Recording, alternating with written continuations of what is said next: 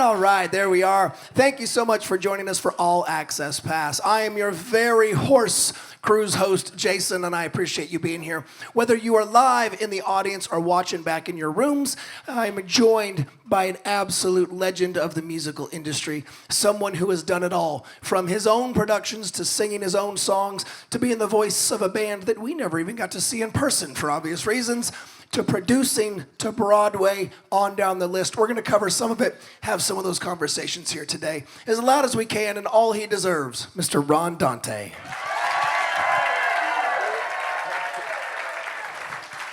Well, thank you for having me. It is absolutely our pleasure, sir. It is high time we got you out here.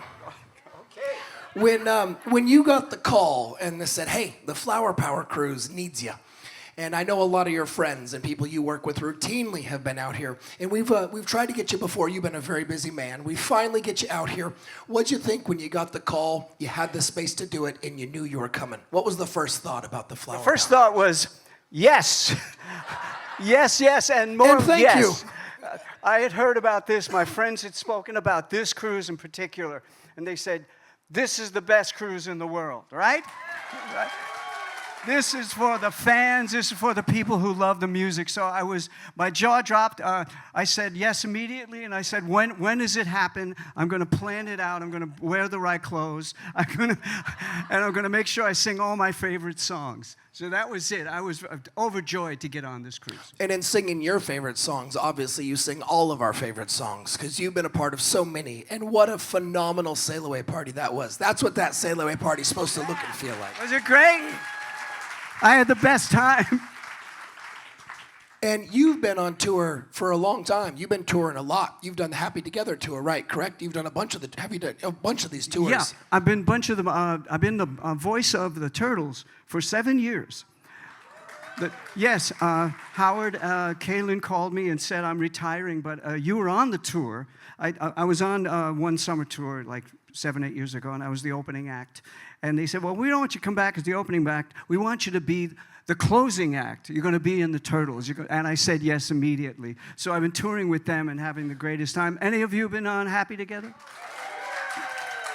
It's a lot of fun. It's a lot of fun. We got a bunch. We got Cal Sills, Jay and the Americans here. Everybody's having a good time. It's got to kind of feel like a reunion of the tour to a certain extent. It really is. Yeah. I saw you right before we went on stage for the sail away party. The cow sills came barraging back there, as they tend to do. We love our cow sills. And there was so much love in that moment. I mean, Susan specifically is so full of love, and so is Polly, let's be honest. Bob's a little stoic. Bob's the older brother. Bob's a little stoic, He takes that position. He's the prototypical older brother. Yes. But all three of them were just loving on you. That's got to feel good to come back together with friends like that. Spending 7 years on a bus every summer with the Cowsills is a joy. I mean, they take over the bus and they're like, they welcome you. You go on, they say, you want tea, coffee, cake. They're beautiful to work with. Welcome to our home. Yeah. So let's talk a little bit about the good old days. Let's go all the way back to the beginning. You're born in New York, correct? Is that correct? Yes. Yes, New York City. And what drives you into music to start? Well, I grew up in an Italian-American family, and all my father and all the brothers sang at weddings, right? But nobody went into it professionally. But I kind of liked it. I liked the singing, and I said, I can sing. And one summer, I was about 13, I was playing Tarzan, and I fell out of a tree.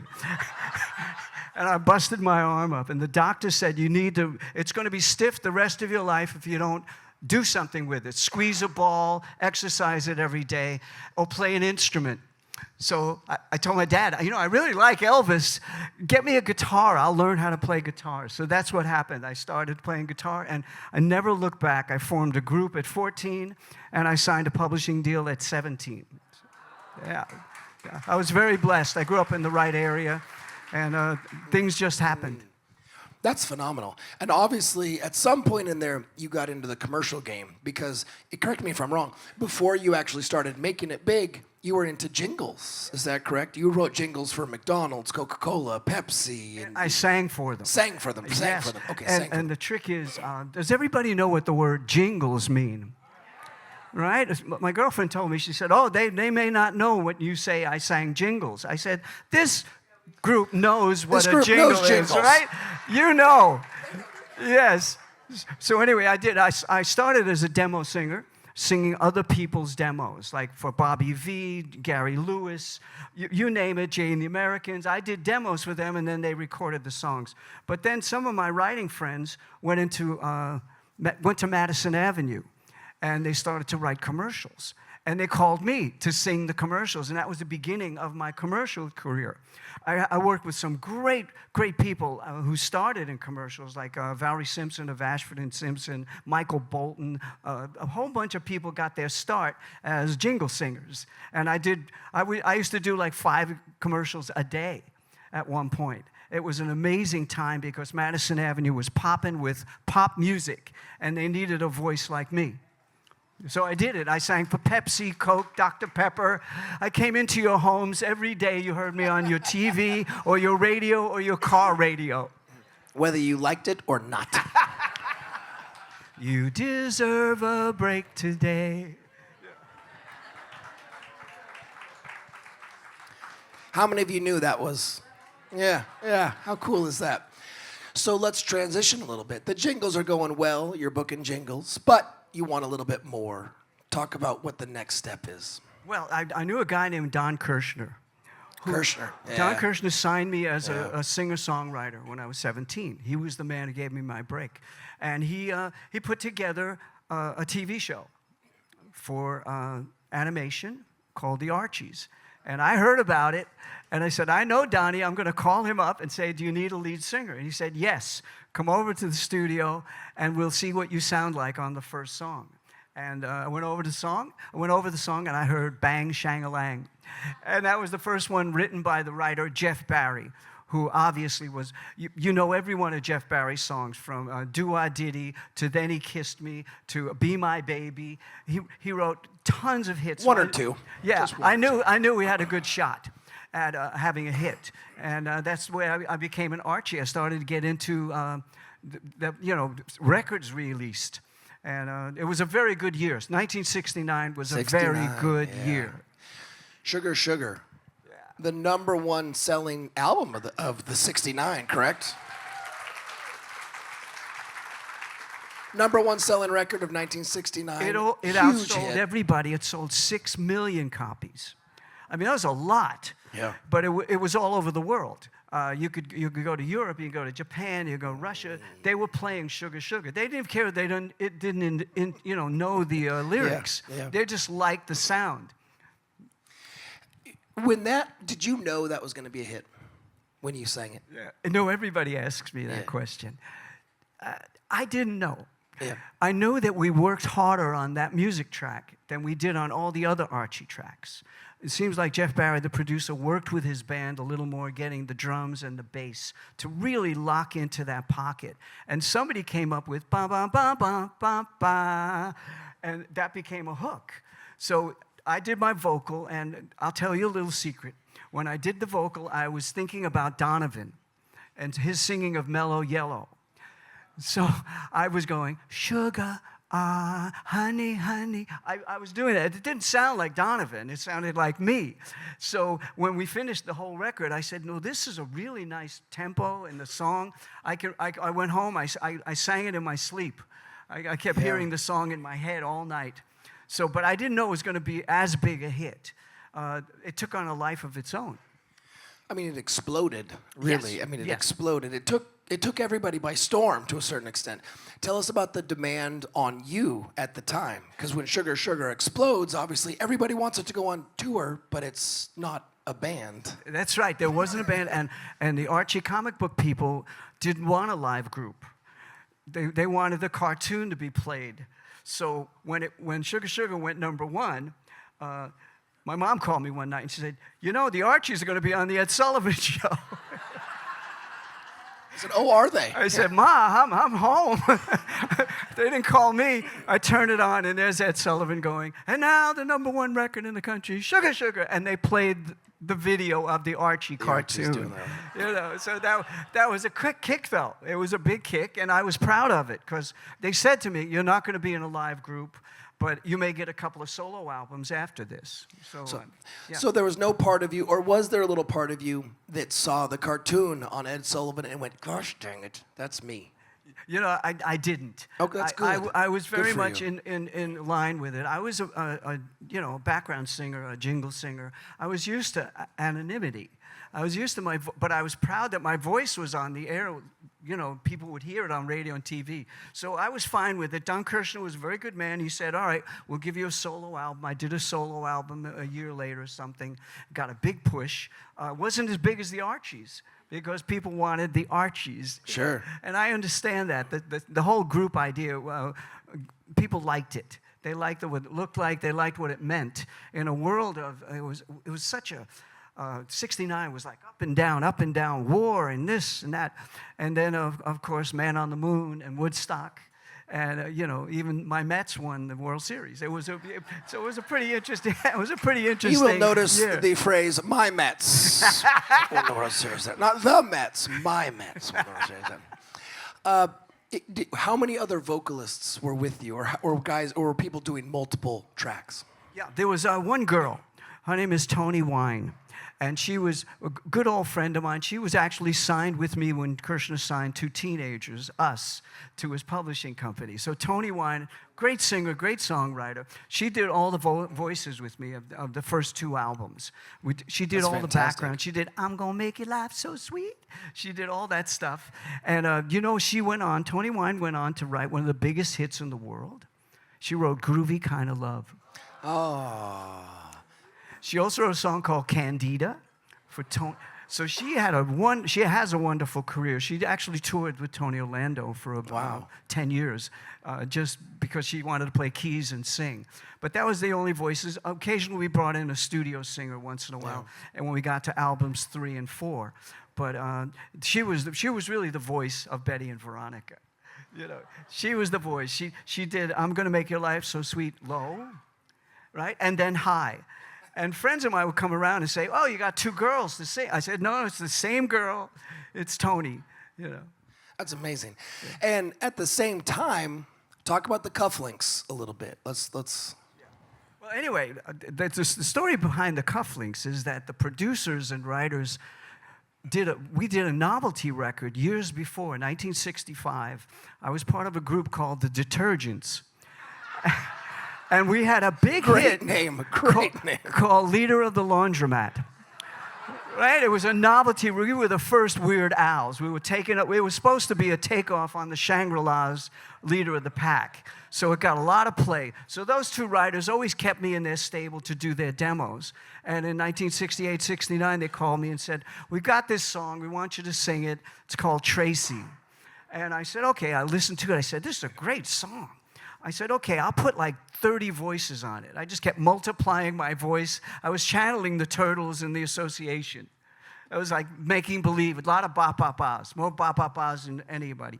And Tracy, the demo came out great, and I was paid for it. And about a month later, it was on the radio. And it was they named the group the Cufflinks. So at the same time Sugar Sugar was #1, Tracy was #9 on the charts. So here I am waiting for somebody to recognize me. Nobody recognized me. But it was good. It was good because I knew my voice was out there. Not only out there, but 2 songs in the top 10 at once. That's incredible. I mean, that is a big-time feather in the cap, and I think we can applaud that, can we not?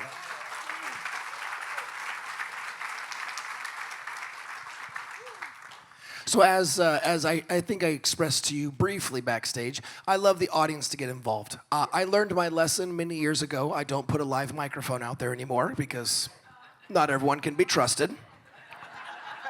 Some of you know who you are. It's fine.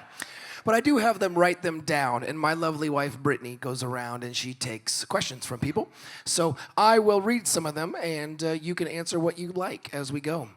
Uh-oh. Yeah, here we go. Mary comes to us from Arizona. Hi, Mary. Mary says, just a comment. Mr. Ron Dante. Mr. Ron Dante. This may be your first Flower Power cruise, but it won't be your last, sir. Just untangle the jingle from the jangle and listen with your heart. Thanks for being part of my growing up. Thank you so much. Next time I'll do Jingle Jangle, which was our follow-up to Sugar Sugar. Apparently you have requests now. Jeff, I'm going to come back to you. Ooh, Lisa's got kind of asking a similar question that we talked about, and actually with a little more detail. Lisa comes from Fort Wayne.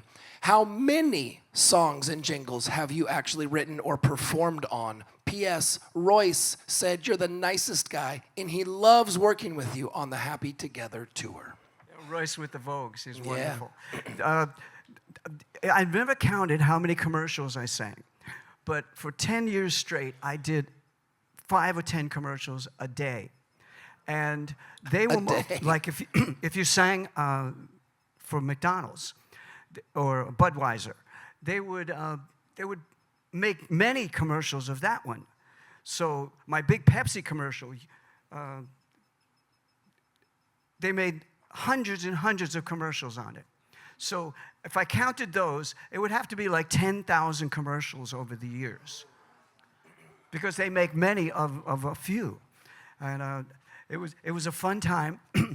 I worked with a lot of great singers. Yeah. These studio singers sight read. Sure. You put the music in front Sure. of them, and they read it like fly specks. They have to read everything. I was not a great sight reader, but I worked with some great guys and girls who helped me along. They said, "Sing this, Ronnie, da da da da da," and I would sing that, you know. So it was a great time with commercials. You don't hear many great commercials anymore. Is that true? Right? They're not as catchy as they used to be. Yeah, I mean, who gets credit and money for "I'm loving it"? If it's like that's not a song yet, you know. I like songs. Don't you like songs? Yeah. George comes to us from Parker.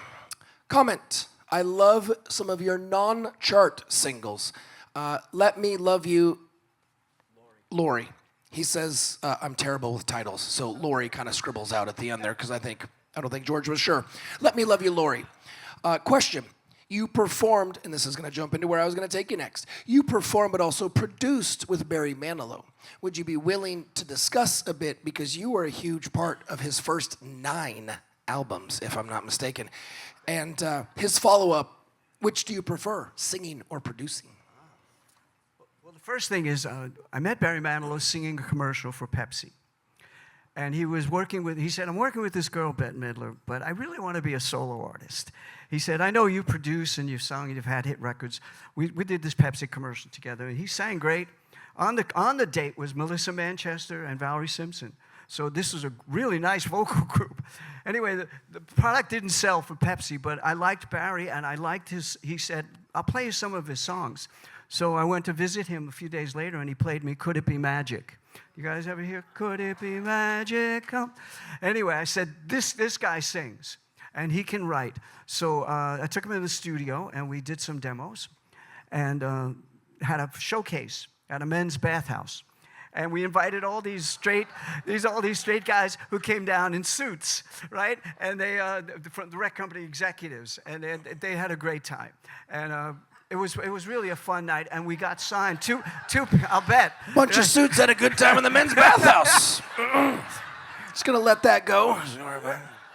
Anyway, we got signed, and we put out a record, and before you knew it, we had Mandy.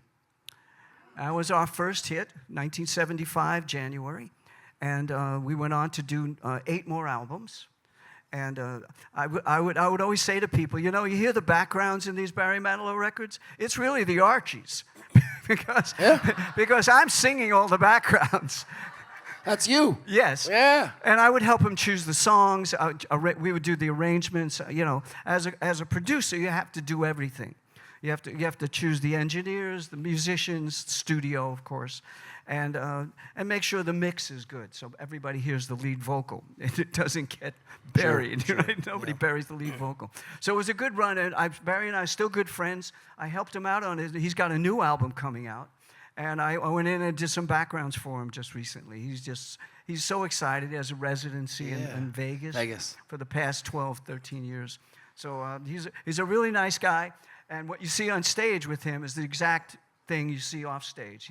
He said to me, "I want to be Henry Mancini," and I said, "No, you're going to be Elton John," and that worked out. Hence the bathhouse. Okay, moving right along.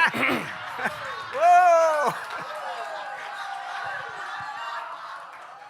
This is true. I don't have much of a voice. I have to take my shots where they present themselves. Which do you prefer, producing or singing? Okay, that's a good question. I really like singing. I started as a singer-songwriter. It's where my joy is. When I sing, something happens, and you feel great, and your body feels great, and and the audience response just gets to me. And so I've always, whenever, my girlfriend says to me, she says, "Don't tell everybody you're just a singer." I said, "Well, I am a singer when they ask. That's the first thing I do." The producing is a lot of fun. It's like having a great train set. You can do everything with it, and you're really in control, because when everybody leaves, you're in the studio with all those sounds, putting them together and making sure which ones work, which ones don't. So I do like, second, I like to produce. I've worked with some great people. I've worked with Cher. I worked with Dionne Warwick. Lots of fun things. Pat Benatar. I don't know if you know Pat. Hit me with I don't know if you know. I don't know if you've ever heard of these people, but there's some kids from around the way. My friends used to say when you name famous people, it's like thunk, Yeah. thunk. You drop something. Anyway, she was great to work with. Cher was wonderful to work with. Cher's fabulous. She's a total professional. She's and really fabulous. loose. She would come into the studio at noon with a 6-pack of beer and sip the beer all afternoon into the night and sing like all night. She was just the nicest person to work with, and it seems like the bigger they are, the nicer they are. That's the hope. What made the pairing of you and Barry so special? Like, why was it such magic between you two? Well, but what I think, he might have a different opinion, but my opinion is that I was from the pop world, pop music. I grew up on AM radio. I mean, I loved all types of pop music. Manilow was into jazz, Broadway. He wanted to be Henry Mancini, so I brought the pop influence into all his records, especially the singles. If you listen to "It's a Miracle" or "Mandy" or "Could It Be Magic" or of course, I write the songs. I write the songs. He said, "I want to do it like a Broadway show with Gene Kelly and tap dancing," and I said, "No tap dancing. Okay, no Gene Kelly. We're going to do it like maybe an homage to the Beatles." So in the middle of I Write the Songs, you'll hear a piccolo trumpet, and you'll hear the backgrounds are very much like the Beach Boys. And that's why the chemistry worked, because he let me push him in those directions. And he listened. He listened. He was very, very easy to work with. We never had a time where he said, I don't like that. He was always right on board. He knew that we had 20 singles in the top 10 over 4 or 5 years. They just kept going and going and going. Copacabana, I mean, that was the most fun disco records ever. Yeah. Are there any, of all that you produced together, all the songs that you and Barry did together, was there a song, or is there a song that you still to this day are the most proud of? Or is it all collectively for you one? Well, with Manilow? Yeah, with Barry. It had to be Mandy. Because Mandy it just came out of the blue. Somebody sent us a song called Brandy, written by a guy named Scott English, and from England. And president of the company said, "You should try this." So we tried it, and we listened to it, and Brandy was up-tempo. "Oh, Brandy, well, you came and you gave," and we couldn't do it that way. So Manilow said, "Well, we should change the name." So somebody in the studio mentioned Mandy, and we changed it on the spot. And Barry went out into the studio and played just that dun dun dun dun dun dun dun dun dun, just the opening notes, and sang a vocal that was the original vocal for the record. It just happened. It was like lightning struck. So that's closest to my heart, is that song and that record. Are there any, yeah. Did you have any songs with him that were not hits that you thought surely was going to be a hit? Or on the adverse, one that was a hit that surprised you, came out of nowhere? No, we were very, but Man Alive was conscious of singles, and the record company president, this fellow named Clive Davis, who's very famous, right?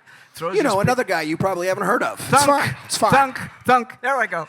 But he liked to pick singles, so we all three of us put our heads together. After each summer, we would spend an entire summer in the studio making out this album, and then at the end of it, we'd have a listen party, and Clive and I and Barry would listen, and there would be some obvious singles that were going to pop out. I write the songs, Copacabana, Even Now.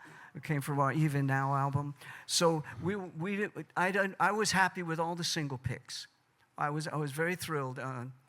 I Made It Through the Rain, which is a very beautiful song. Beautiful song. Great idea. So we had a lot of fun doing that, and there weren't any songs that I thought should have been hits.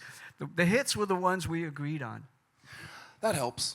Even Clive Davis would put the album out on the label, and he would put on the front cover, before anything was released, the future hits, and he'd list 4 songs. That's how smart he was. He was a brilliant man. Just last week, if anyone was here last week, which I see a couple of you were, we had some wonderful groups on. We had our 70s cruise last week, and Air Supply was with us, and I did a wonderful interview with Russell and Graham, and I say I did. We had a wonderful chat, and they spoke so unbelievably highly of Clive and said the exact same thing you're saying. Just said the man understood what he was doing. And on multiple occasions, they pushed back on him, and somebody would pull them aside and go, if you know what you're doing, get out of his way. Let the man work. No, you don't go against him. He was running the company. And he was right they said he was right every time, even when they pushed back. One thing I really liked about Clive Davis is when we went in to play him the final things, he had 2 speakers, giant speakers on the side of his desk, and he would play it so loud, it was like an airplane taking off, and everything sounded great. He really enjoyed the music. He really enjoyed it. He was a good song man. He understood lyrics, and he taught us a lot. There's a reason we all know his name today. I mean, Steve from Arlington, who was your favorite Archie comic character? Did you have a... And that goes hand in hand before you answer. Janice from Montreal said, also, would you settle the great Archie debate? Who do you like better, Betty or Veronica? I'm looking out the room. I see blondes, I see brunettes. I have to tell you, I'm a big fan of Veronica. I really like Veronica. She's rich. No. She's a billionaire's daughter. No. I've had girlfriends who are blondes, and I love them, and so I'm a Betty guy to begin with, but my current girlfriend for 40 years is a Veronica. And You just delightful. pissed off every married woman in the room. You've been dating her for 40 years. Yeah. Do you have a favorite Archie character overall? Like Archie. Archie. Yeah, you can stay with Archie. Why Archie's my man. Let's move into Broadway. I don't know if a lot of people know, but you were deeply connected into Broadway. In fact, Ain't Misbehavin' is one of yours. So is Children of a Lesser God. You co-produced both. Both were eventual Tony winners.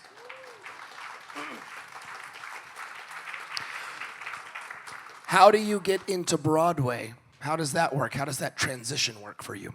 Well, I worked in the Brill Building, which was at 48th Street and Broadway.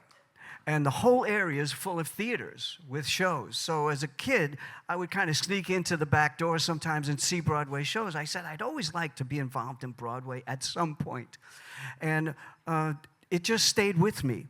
And I remember I was asked to write a musical based on the novella and the movie Billy Budd. Right? Billy Budd, the singer, all that.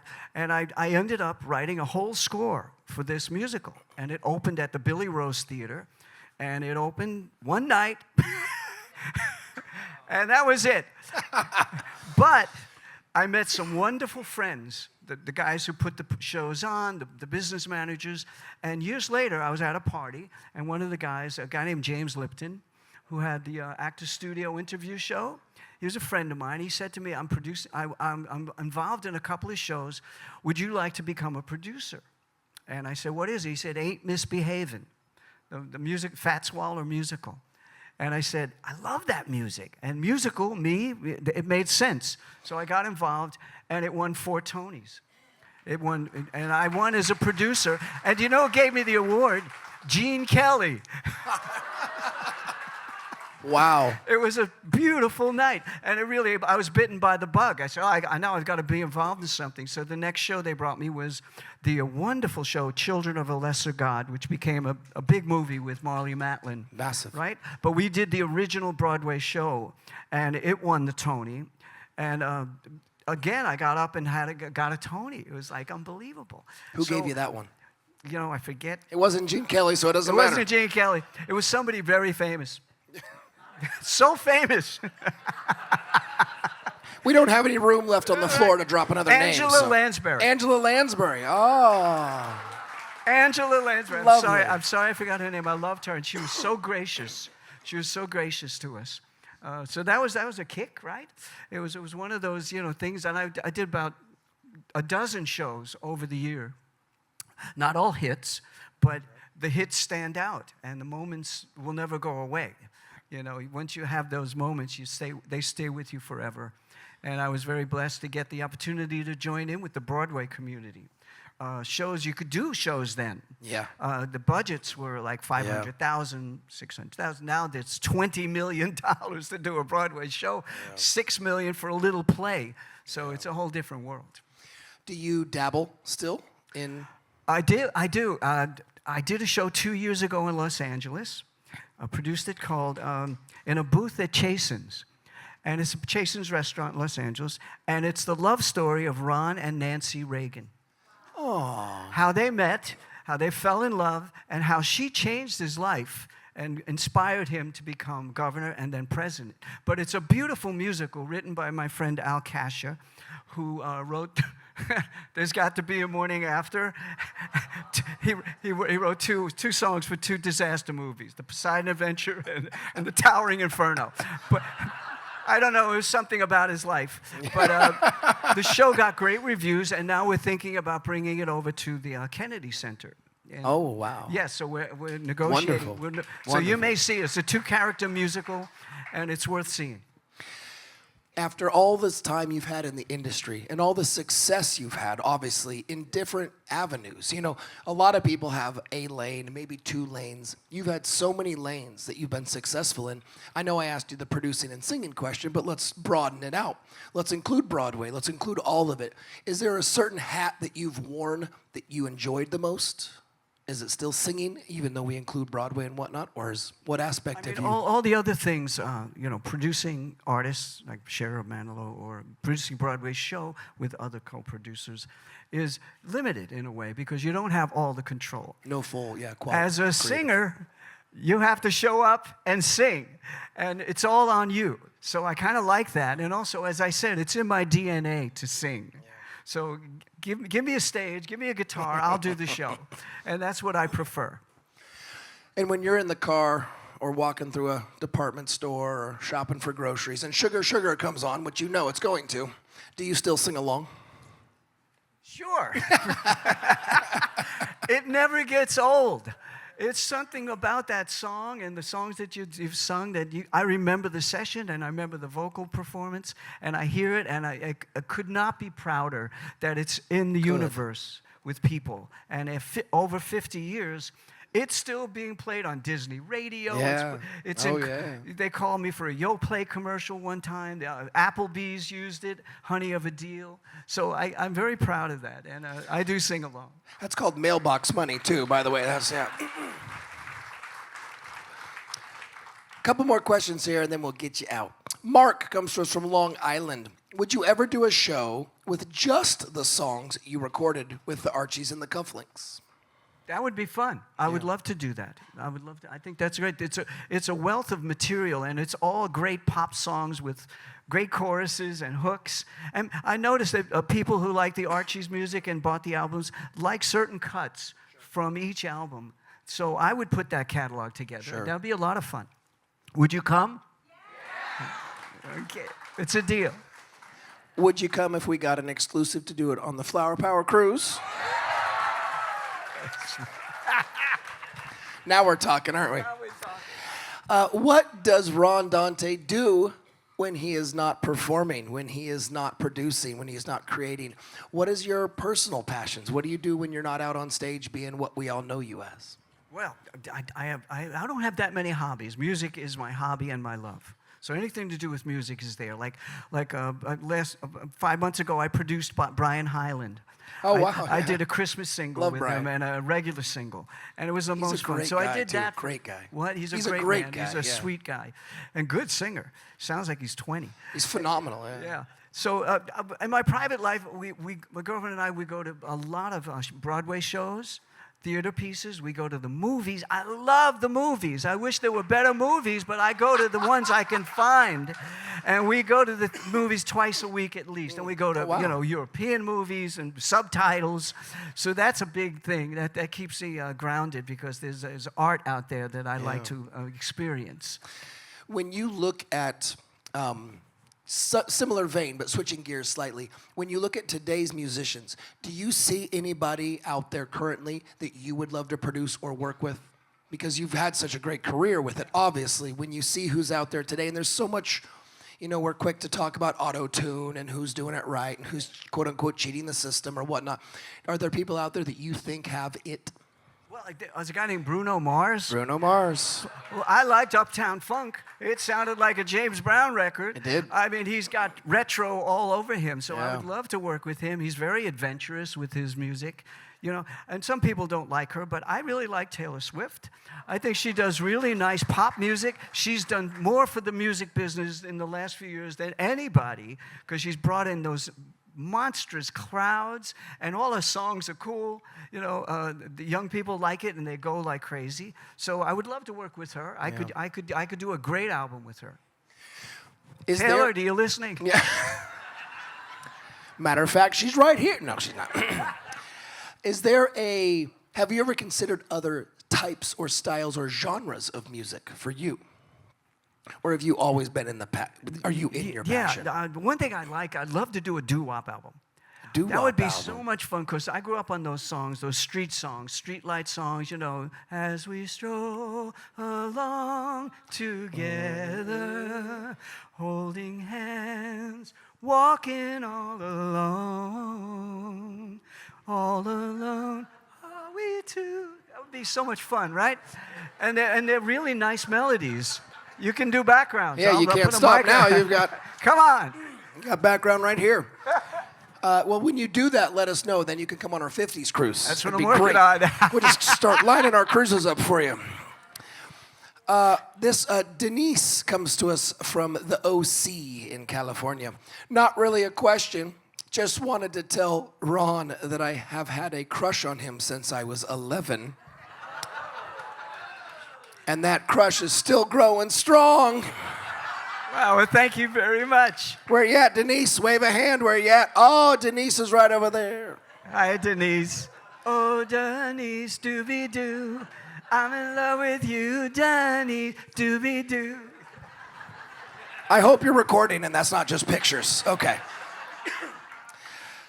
Before we get you out of here, good sir, what did you, when you walked on stage to do that sail away party yesterday, when we didn't really sail away even,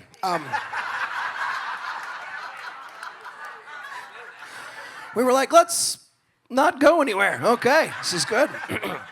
By the way, I know I don't want to take from the interview, but the quick answer for that, and I'll say it tonight in the show, the quick answer for that is we were behind two other ships. And the ship at the very front of us was also a celebrity ship, and they're going across the pond to Europe. And they were provisioning and bunkering, meaning they were loading food and stuff, and also fuel, gas, basically, a heavy gas, and they got delayed with some of the local labor. And so the Holland America line ship that was between us, if they would have passed them, that strait is very narrow right there, that little slip. We couldn't pass two ships. Legally, we can't pass two ships there. If Holland would have gone, we could have gone. But the Holland ship did not feel comfortable going by the celebrity ship, so we had to sit and wait, and that's why. End of story, though. We had such a slow pace to get to Jamaica, because it's really not that far, to be quite fair. It's not 2 sea days away. The pace we're going now is like 2 knots fast, not even 2 knots faster, and we're going to make it on time to Jamaica, so it's not going to mess us up in the long run. Forgive me, quick caveat.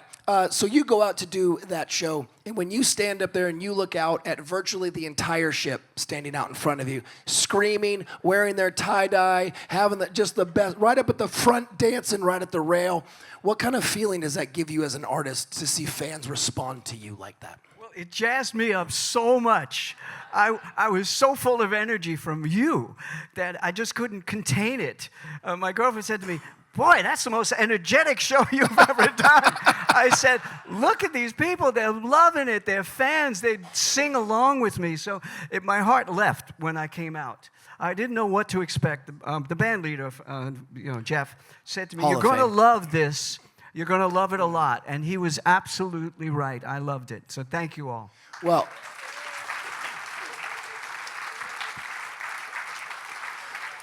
and allow me to return that favor, because Jeff may have said you would have loved it, but Jeff told us ages ago when we started trying to get you that they would love you too. We would love you. So that was a mutual admiration society moment out there. And I really want to say, on behalf of everyone live in the audience, anyone watching back in their rooms, and of course a ship full of people, that we are truly, truly grateful that you're out here with us, that we are truly, truly grateful. Thank you. This is a great interview. You asked great questions. Thank you so much. It's the most fun interview. Our pleasure. All right, my friends, one more time, help me thank Ron Dante.